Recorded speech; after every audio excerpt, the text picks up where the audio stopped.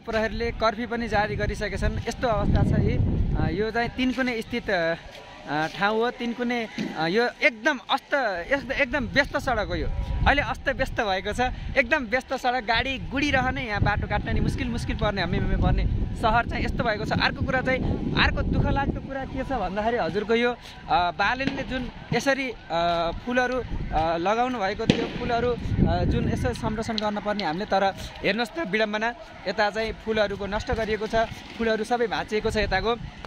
यो चाहिँ खासै राम्रो पक्ष चाहिँ मैले देख्दिनँ। अनि यो उहाँ बिल्डिङमा पनि एकदम भयङ्कर ठुलो क्षति भएको छ भने उता पनि अर्को बिल्डिङमा एकदम भयङ्कर क्षति भएको छ।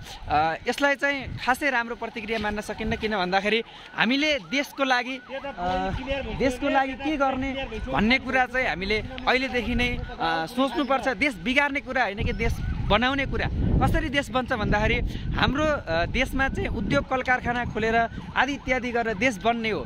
हामीले कति बेला चाहिँ आन्दोलन गर्ने भन्दाखेरि हामीले चुनावको बेलामा, चुनाव ताका जब चुनाव हुन्छ त्यति बेला हामीले आन्दोलन गर्ने, तर हामीले अहिले आन्दोलन गरेर यो नहुने क्षति गराएर हुने केही होइन।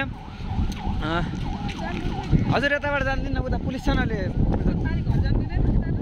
यसो यताबाट जानु दिन्छ जानु। यहाँबाट जानु कि यहीँबाट जानु?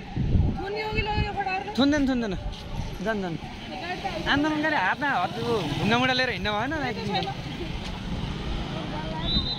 ल यस्तो हालत छ।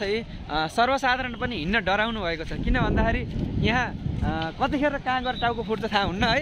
ढुङ्गामुढा यस्तो प्रशस्त बाटोमा छिरेलेको देख्न पाउनुहुन्छ।